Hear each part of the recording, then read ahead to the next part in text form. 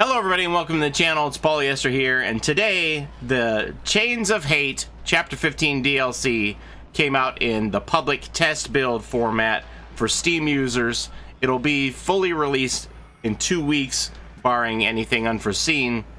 And this gave us the first glimpse into the killer and the survivor of the Chains of Hate Chapter 15, Caleb Quinn, the Deathslinger, and Zarina Kassir, the survivor. So I'm just going to go through the perks and powers, and we'll look at the add-ons at the very end for the killer. So we're going to start out. Look at this lobby here. This vulture is just going at it down here in the bottom left-hand corner. And we have a themed lobby, as you can see, for the new chapter. So we're going to start here with the survivor, Zarina Kassir. I read all of this lore to you in another video, so we're just going to talk about the perks today. The perks that she brings to the table are Off the Record, the Red Herring, and For the People. Starting out with Off the Record, you've learned that a quiet approach is sometimes best. Once you are unhooked or escape from the hook, Off the Record activates for 60 seconds. That's at Tier 1. Tier 2 is 70 seconds. Tier 3 is 80 seconds. While Off the Record is active, your aura will not be shown to the killer, and grunts of pain caused by injuries are reduced by 100%. Trust me, I investigate thoroughly and discreetly. Zarina Kassir. So this is like a combo perk. It's a mixture of distortion and iron will. So it keeps you quiet when you're injured, but only for a short period of time, and it will hide your aura from any aura detection perks such as Nurse's Calling, for example. It's kind of a combo perk. Next we have the Red Herring. You've noticed that people pay attention to whatever makes the loudest noise. After repairing a generator for at least 3 seconds, it will be highlighted to you with a yellow aura. The generator stays highlighted until it is fully repaired, or you repair a new generator or enter a locker. Entering any locker will trigger a loud noise indicator for the killer at the highlighted generator's location. Red Herring can be triggered once every 100 seconds. Again, this is at Tier 1. Tier 2 will reduce that down to 80 seconds, and Tier 3 you can reduce that Red Herring down to a minute, 60 seconds. The news edit out whatever is burdensome and complex, which is the truth. Zarina Kassir. So this is interesting. It's kind of like the diversion, the pebble perk that Adam Francis brings to the table, except, you know, it could be anywhere across the map, not just within a certain radius of where the survivor throws the pebble. You can work on a generator for 3 seconds to power it up for your Red Herring, go all the way to the other side of the map, enter a locker, and boom, that generator blows up, attracting the killer to the explosion on the other side of the map. So it's an interesting perk. It may be a little memey, but it's interesting. And finally, this is the one that I love the most. For the People, you risk life and injury for others. For the People is only active while at full health. Press the active ability button while healing another survivor without a medkit to instantly heal them from dying to injured or from injured to healthy. You become injured and receive the broken status effect for 110 seconds.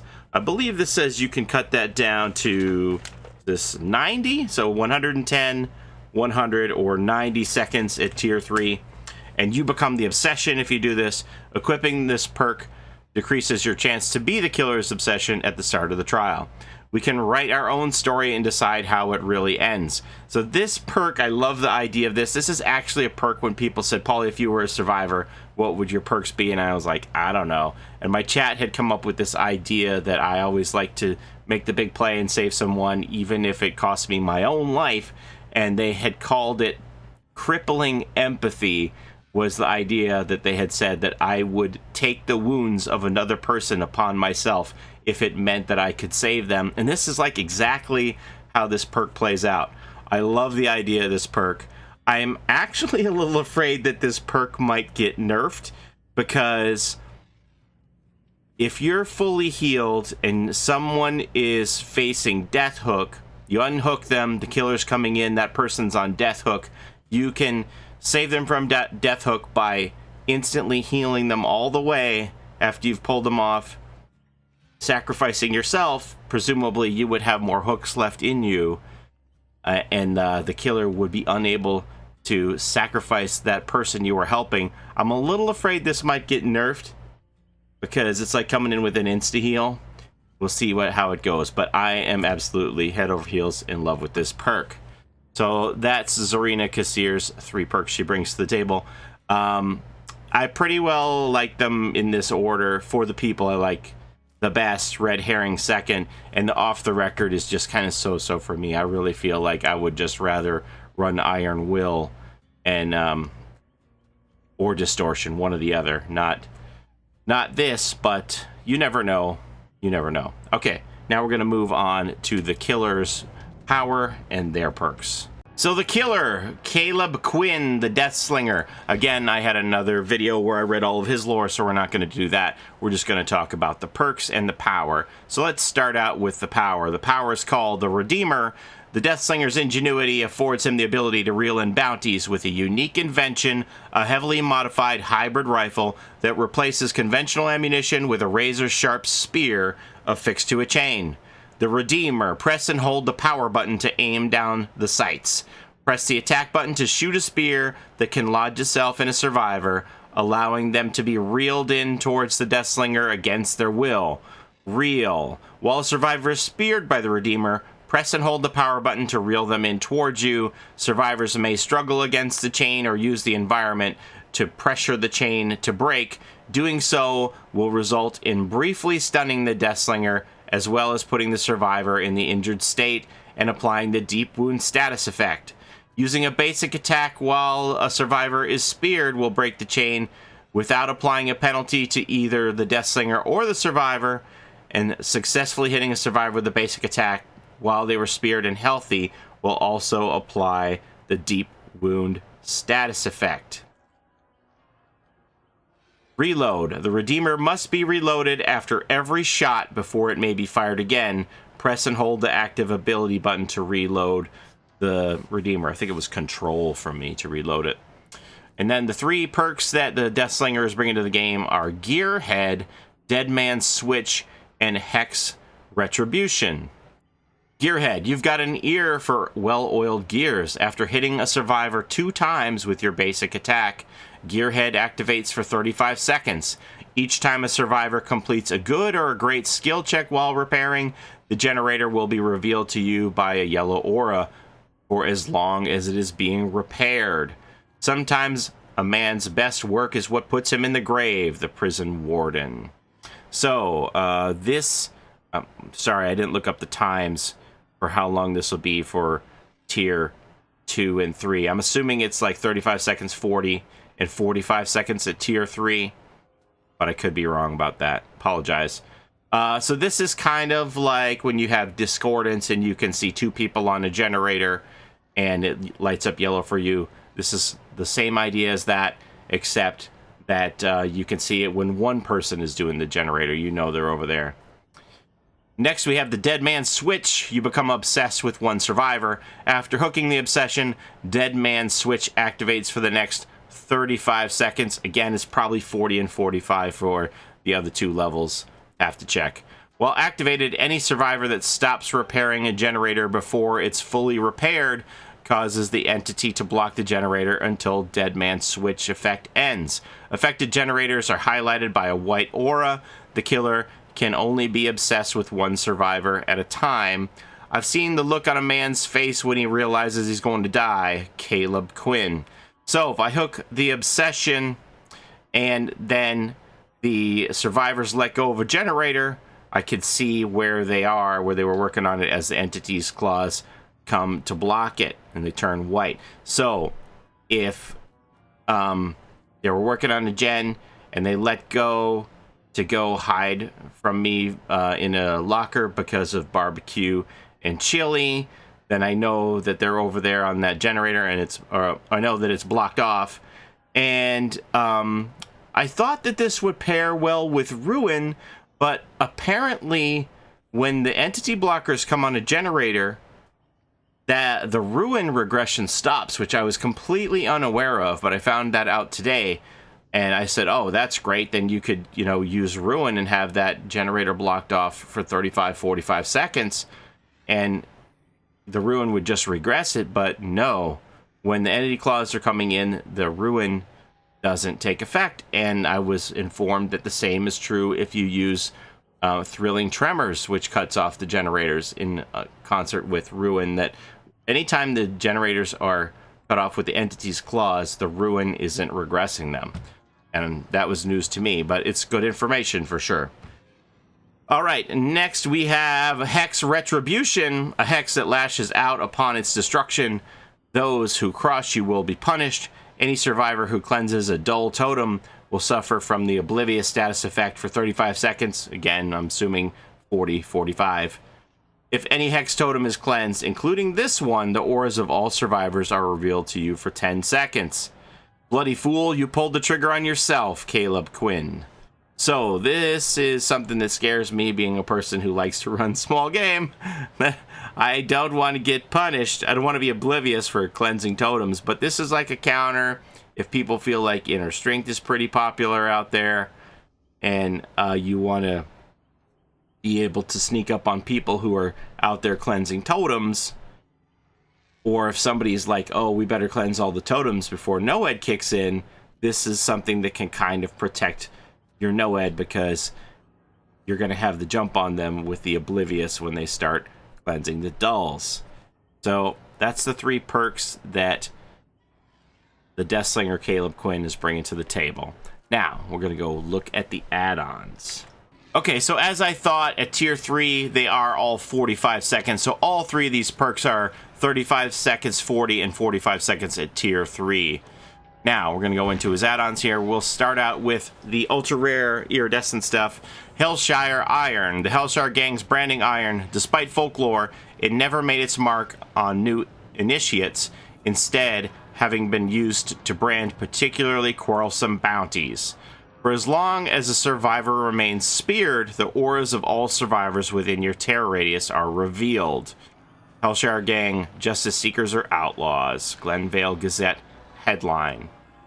So if I have somebody speared, I could see any of the other survivors that are in my terror radius.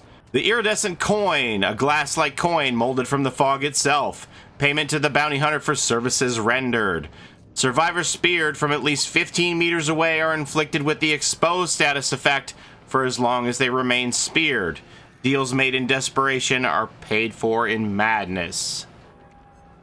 Barbed wire, pliable American-made steel lined with sharp barbs. Despite its simplicity, Caleb found it could be wrapped around a spear to increase its viciousness. Moderately increases survivors' mending time when affected by the deep wound status effect. There won't be nothing to fear soon. Till then, fear me. Bayshore Cigar, a quality cigar plucked from the jacket of Caleb's boss while he wailed over the spear lodged in his abdomen. Considerably decreases the stun duration when survivors break free from a spear. Do not point that thing at me, you slack-jawed imbecile. Henry Bayshore. Gold Creek Whiskey, warm comfort in a bottle that quelled Caleb's anger and slowed his step. Moderately reduces the terror radius while aiming down the spear gun sight. Moderately reduces movement speed while aiming down the spear gun sights. Okay. A smooth taste for the rugged frontier. Gold Creek advertisement, 1876. Prison Chain, a thick, heavy chain that once held a steel ball and latched to Caleb's ankle. It's been repurposed to hook onto a spear. Considerably increase the charges required for a survivor to break free from the spear. Huh. Inmates working beyond the prison yard must be affixed to a steel ball of no less than 18 pounds. Hellshire Penitentiary Guard Book. Bayshore's Gold Tooth. A golden tooth torn from Henry Bayshore as he screamed for mercy hours before he was finished off. Moderately increases the spear gun's reeling speed. Know your place, boy. Know your damn place. Henry Bayshore. Honey Locust Thorns. Angered with a bounty who fled twice before, Caleb twisted thorn branches onto a spear and let it loose. Survivors who break free from the spear gun are inflicted with mangled for 60 seconds. Tin oil can, a can holding a small amount of oil to reduce friction in machinery. Early models of the spear gun were notorious for jamming, and oil had to be readily available. Moderately decreases the spear gun's cooldown time after missed shots. The wanted poster. The yellowed remains of a wanted poster for Mason Kelly kept Caleb focused on the hunt. Moderately increases movement speed while aiming down the spear gun's sights. You'll be met with a fierce reckoning, swear it on my mum's grave. Caleb Quinn. Warden's Keys. The dull jangle of the keys evokes a furious memory within Caleb. Moderately increases the spear gun's reload speed. Chewing tobacco. A can of clipped and sweetened tobacco leaves lifted from a gutted body in Glenvale stimulates the nervous system. Moderately decreases the stun duration when survivors break free from the spear gun. Jaw Smasher. The bullet that ripped through Caleb's jaw during a frenzied shootout. It brings back a burning desire for revenge. Slightly increases movement speed while aiming down the spear gun sights. You call death to your door the instant you done me wrong. Huh. These didn't have flavor text. Marshal's Badge. A silver badge taken from the corpse of the lawman in Arizona territory who interfered with the Hellshire gang's bounties. Slightly reduces the tail radius while aiming down the sights. Okay, so this is just a lesser version of... Which one was it? The whiskey. Badge is a lesser version of the whiskey. Get your prayers in, you'll be swinging by noon. Poison oak leaves. An ordinary-looking plant. Caleb found that spears coated in its oil caused unbearable blistering wounds. Slightly increases survivors' mending time when affected by the deep wound status effect. Wasn't there another one that slightly increased mending? This one. So barbed wire and the poison oak leaves are similar, just lesser variety. So I imagine these other ones are just going to be lesser versions too. Rusted spike, a railroad spike that Caleb fastened to the front of the spear gun during a moment of morbid curiosity. The dull tip prevents it from cleanly piercing its target. Hitting a survivor inflicts the mangled status effect for 60 seconds. Modified ammo belt. An old ammo belt Caleb altered for his specialized weaponry still holds the fine red dirt of the Arizona Territory desert. Slightly increases the spear gun's reload speed. Rickety chain. Weak steel links first used on Caleb's prototype spear gun. Despite the chain's failings, it holds sentimental value. Grants 50% bonus blood points for speared score events. Survivors break free more easily.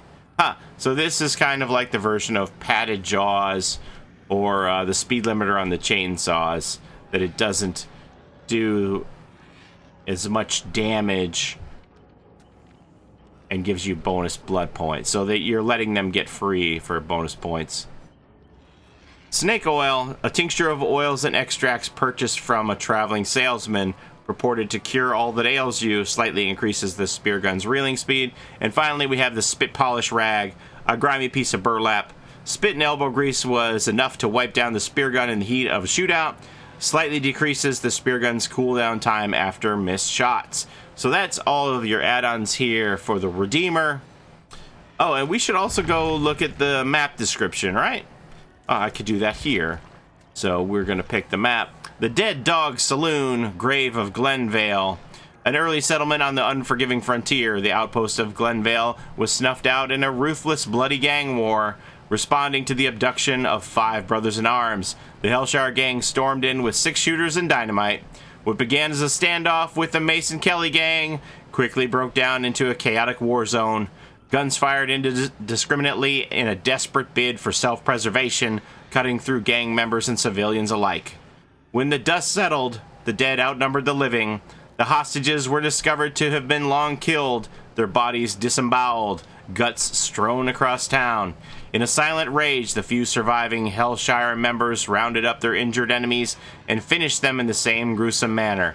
By nightfall, only the crows remained, feasting gluttonously upon their victory. It's a great map, by the way. Alright, so that's going to take you through all of the perks, power, and add-ons of the new survivor, Zarina Kassir, and the new killer, Caleb Quinn, the Deathslinger. Thanks for watching, everybody. The full chapter should be out in 2 weeks. We'll see you next time. Have a great day. Bye-bye.